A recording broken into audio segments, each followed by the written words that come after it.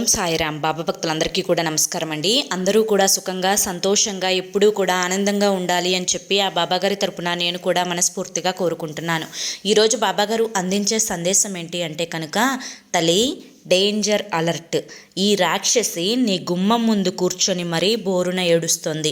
మీరు ఎదుగుతుంటే చూడలేకపోతుంది. ఇట్లాంటి దాన్ని చెప్పుతో కొట్టినా కూడా పాపం లేదు అని చెప్పి ఏదో తెలియని సందేశంతో బాబాగారు మన ముందుకు వచ్చారండి. మరి బాబాగారు ఏ సందేశం అందించినా అది మన మంచి కోసమే కదా. వీడియోలోకి వెళ్లే ముందు చాలామంది కూడా చెప్పుకోలేనటువంటి సమస్యలతోటి సతమతమైపోతూ వాటిని ఎలా తీర్చుకోవాలో తెలియక ఇబ్బంది పడిపోతూ ఉంటున్నారు. అటువంటి వారి కోసం శ్రీ షిరిడి సాయిబాబా ఆశీస్సులతో జ్యోతిష్యం చెప్పబడిన గురూజీ శివరామరాజు గారు. Phone number 9959422552. మీరు ఇప్పటి వరకు ఎన్నో చోట్ల జ్యోతిష్యం చెప్పించుకుని మీరు ఆశించిన మార్పులు మీ జీవితాలలో జరగలేదని చెప్పి బాధపడి ఉంటారు. కానీ ఇక్కడ అస్సలు అలా జరగదండి. మీ సమస్యలు ఏవైతే ఉన్నాయో, ప్రేమ, పెళ్లి, ఉద్యోగం, రాజకీయం, సంతానం లేక ఇబ్బంది పడుతున్నా, భార్యాభర్తల మధ్య గొడవలున్నా, అప్పుల సమస్యలున్నా, శత్రువుల సమస్యలున్నా, అవేంటో గురువుగారికి వివరించి చెప్పినట్లయితే వాటికి తగిన పూజలు చేసి గురువుగారు మీకు రోజులలోనే పరిష్కారాన్ని చూపిస్తారు. భార్యాభర్తల మధ్య వశీకరణ, స్త్రీ మరియు పురుషుల మధ్య వశీకరణ 100% జరపబడును. ఎటువంటి సంతాన సమస్యలకైనా కానీ గురువుగారి దగ్గర చక్కటి పరిష్కారం అనేది దొరుకుతుంది. మాకున్నటువంటి ఎన్నో రకాలైన సమస్యలను గురువుగారు రోజులలోనే పరిష్కరించారండి.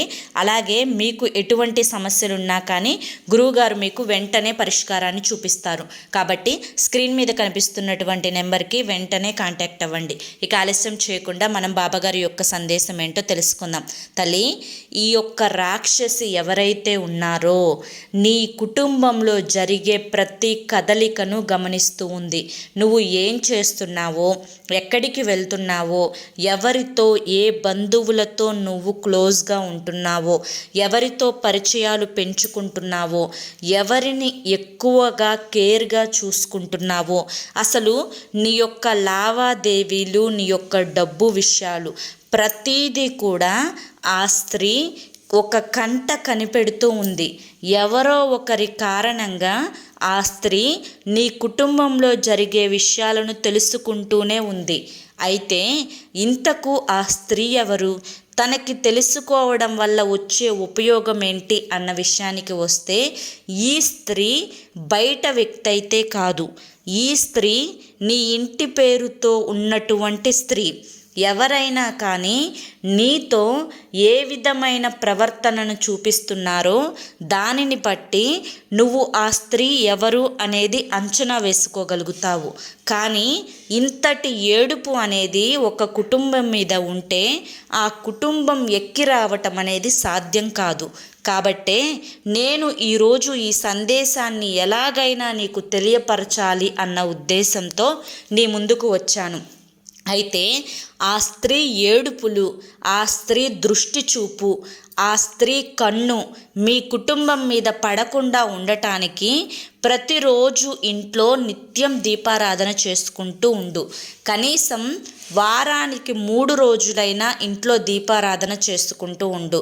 అలాగే వారానికి 4 సార్లైనా కానీ ఇంట్లో ఉన్న ప్రతి ఒక్కరూ కూడా దిష్టి తీసుకునే ప్రయత్నం చేయండి. ప్రతి అమావాస్యకు కాలికి ఉన్నటువంటి నల్లదారాన్ని మార్చుకునే ప్రయత్నం చేయండి. అలాగే ఇంకొక ముఖ్యమైన విషయం ఏంటి అంటే, ఆ స్త్రీ దగ్గరకు మీరు వెళ్ళేటప్పుడు కానీ, తనతో మాట్లాడాలి అనుకున్నప్పుడు కానీ, మీ యొక్క గొప్పలు, మీరు సంపాదించిన డబ్బు, మీకున్నటువంటి ఆస్తులు, మరి ఏ ఇతర ముఖ్యమైన సంతోషపెట్టే విషయాలు నీకు పర్సనల్గా సంబంధించినవి ఏవైతే ఉన్నాయో అవి ఆ స్త్రీతోటి ఎట్టి పరిస్థితులలో కూడా చెప్పవద్దు. తనతో మొహమాట పడటం కానీ, భయపడటం కానీ, తనేదన్నా అనుకుంటుందని ఏదైనా చేయటం కానీ ఇటువంటివి పొరపాటున కూడా చేయొద్దు. తనని ఎక్కడ ఉంచాలో అక్కడే ఉంచు. తనతో ఎంతవరకు మాట్లాడాలో అంతవరకే మాట్లాడు. తనని ఎక్కువగా సంతోషపెట్టాలి అన్న ఉద్దేశంతో, తన యొక్క మెప్పుని పొందించుకోవాలి అన్న ఉద్దేశంతో ఎప్పుడూ కూడా ఆ స్త్రీతోటి అంటే చనువుగా ప్రవర్తించే ఆ తీరుని పద్ధతిని మార్చుకో. ఎందుకంటే నీ యొక్క ఎదుగుదలను ఈ భూమి మీద చూడలేకపోతోంది ఎవరన్నా ఉన్నారు అంటే కేవలం ఆ స్త్రీ మాత్రమే. నువ్వు సంతోషంగా ఉంటే తను ఏడుస్తుంది, నువ్వు పండగ చేసుకుంటే అది చూసి ఈర్ష్యపడుతుంది, నీ యొక్క ఎదుగుదలని చూసి నీ యొక్క పతనాన్ని కోరుకుంటుంది.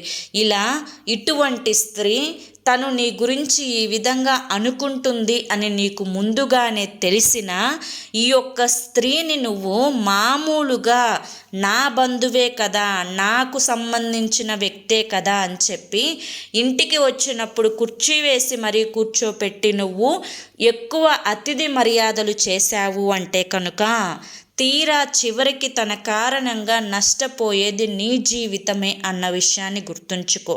కడుపులో లేనటువంటి ప్రేమ కాళ్ళ మీద పడ్డా కూడా రాదు అన్న విషయాన్ని తెలుసుకో.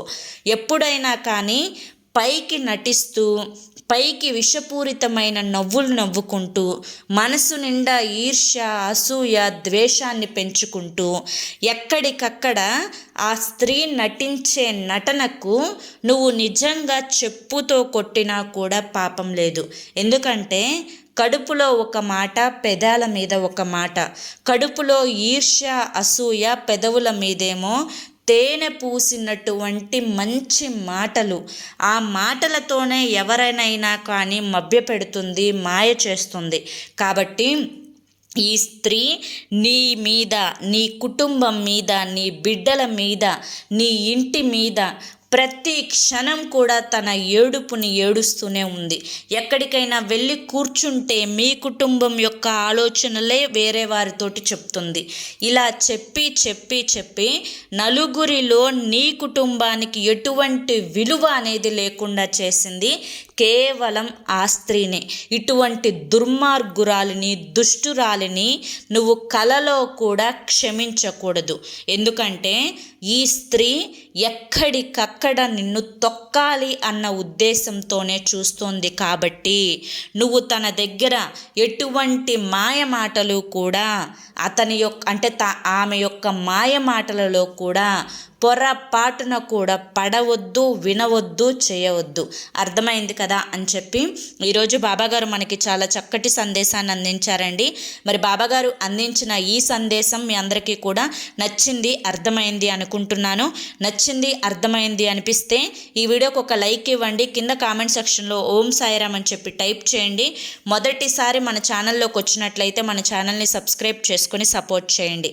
మరి రేపు మరొక మంచి వీడియోతోటి మళ్ళీ కలుసుకుందాం. అంతవరకు కూడా బాబాగారి యొక్క ఆశీస్సులు మీ మీద, మీ కుటుంబ సభ్యుల మీద ఎల్లకాలం ఉండాలి అని చెప్పి మనస్ఫూర్తిగా కోరుకుంటూ సర్వేజన సుఖినో భవంతు. అలాగే మీరు ఎటువంటి సమస్యలతోటి బాధపడుతున్నా కానీ మీకున్నటువంటి సమస్యలను దూరం చేసుకోవడానికి స్క్రీన్ మీద కనిపిస్తున్నటువంటి నెంబర్కి కాంటాక్ట్ అవ్వండి. గురువుగారి పేరు శివరామరాజు గారు.